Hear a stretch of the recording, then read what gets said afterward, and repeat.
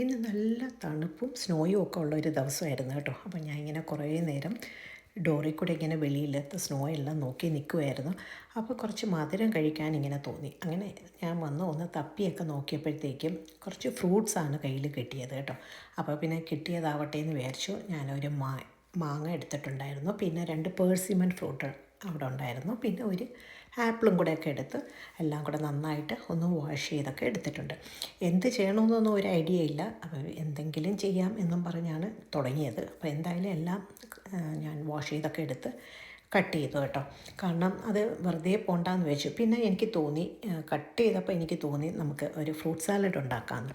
പക്ഷേ ഫ്രൂട്ട് സാലഡിന് എൻ്റെ കയ്യിൽ ഐസ്ക്രീം ഇല്ല. അപ്പോൾ ഐസ്ക്രീം ഇല്ലാത്ത ഒരു ഫ്രൂട്ട് സാലഡാണ് ഞാൻ ഉണ്ടാക്കുന്നത് കേട്ടോ. അപ്പോൾ ഇങ്ങനെ എല്ലാം സ്മോൾ പീസസ് ആയിട്ട് ഇങ്ങനെ കട്ട് ചെയ്തു. ഇപ്പം നമ്മൾ ഫ്രൂട്ട് സാലഡൊക്കെ കഴിക്കുമ്പോൾ അതിൻ്റെ അകത്ത് ഇത് എനിക്ക് ഫ്രൂട്ട്സ് കാണുമല്ലോ. അപ്പോൾ എൻ്റെ കയ്യിൽ മുന്തിരിയില്ല, അതില്ലാതെ എൻ്റെ കയ്യിൽ ഉള്ളത് വെച്ചാണ് ഞാൻ ചെയ്തത് കേട്ടോ. അപ്പോൾ മാംഗോ ആയിരുന്നു. അപ്പോൾ മാംഗോവും ഇത് എനിക്ക് ചെറുതായിട്ട് കട്ട് ചെയ്തൊക്കെ എടുത്തിട്ടുണ്ടായിരുന്നു കേട്ടോ. അപ്പോൾ ഇന്ന ഫ്രൂട്ട്സേ അതിൽ വേണോ അങ്ങനെയൊന്നും ഇല്ല കേട്ടോ. നമ്മുടെ കയ്യിലുള്ളതൊക്കെ വെച്ച് നമുക്ക് അഡ്ജസ്റ്റ് ചെയ്യാം. അങ്ങനെ എല്ലാം കൂടെ ഞാൻ കട്ട് ചെയ്ത് ഒരു ബൗളിലോട്ടൊക്കെ ഇട്ടിട്ടുണ്ട്.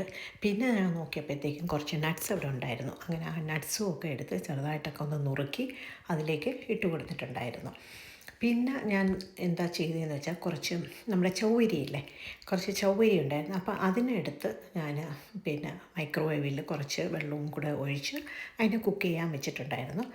അത് കഴിഞ്ഞു ഞാൻ പിന്നും ഫ്രിഡ്ജ് തുറന്ന് നോക്കിയപ്പോഴത്തേക്കും അത് അവിടെ കുറേ നാളായി ഇങ്ങനെ വാങ്ങിച്ച ചെറി ഇരിപ്പുണ്ടായിരുന്നു. അപ്പം ചെറിയുടെ റെഡും ഗ്രീനും എൻ്റെ കയ്യിലുണ്ടായിരുന്നു കേട്ടോ. അപ്പോൾ ഇതവിടെ ഇരുന്നിരുന്ന് അലിഞ്ഞു തുടങ്ങി. അങ്ങനെ ഞാൻ എന്ത് ചെയ്തു, അത് രണ്ടും കൂടെ എടുത്ത് ദേ കണ്ടോ, ഗ്രീൻ ഓൾറെഡി അലിഞ്ഞു.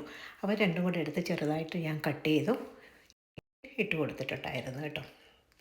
അപ്പോൾ ആ സമയം ഇവിടെ നമ്മുടെ ചൗവരി വെന്ത് വന്നിട്ടുണ്ട്.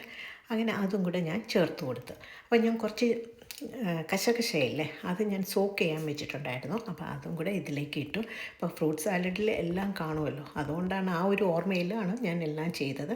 അങ്ങനെ എല്ലാം കൂടെ ഒന്ന് മിക്സ് ചെയ്തൊക്കെ എടുത്തപ്പോൾ പിന്നെ ഞാൻ അതിലേക്ക് കുറച്ച് പാലാണ് ചേർത്ത് കൊടുത്തത് കേട്ടോ. അപ്പം നമ്മുടെ കയ്യിലുള്ളത് എല്ലാം കൂടെ ചേർത്താൽ മതി കേട്ടോ. ഒരു അടിപൊളി ഒരു ഫ്രൂട്ട് സാലഡ് ഉണ്ടാക്കാം. പിന്നെ നമ്മുടെ മറ്റേ റോസിൻ്റെ സിറപ്പില്ലേ, അതാണ് കുറച്ച് ഒഴിച്ച് കൊടുത്തത്. പിന്നെ ഇത് ഓപ്ഷണലാണ്, വേണമെങ്കിൽ ഒഴിച്ചാൽ മതി, അല്ലാതെ തന്നെ മധുരമുണ്ട്. കുറച്ച് കണ്ടൻസ് മിൽക്കും കൂടെ ചേർത്ത് ഞാൻ എടുത്തിട്ടുണ്ടായിരുന്നു. അങ്ങനെ അത് ഒരു ചെറിയ ഒരു ബൗളിൽ സെർവ് ചെയ്ത് കൊടുത്തിട്ടുണ്ടായിരുന്നു. പക്ഷേ എല്ലാവർക്കും ഇഷ്ടപ്പെട്ടു, അടിപൊളിയായിരുന്നു കേട്ടോ, വെറുതെ പറയുന്നതല്ല.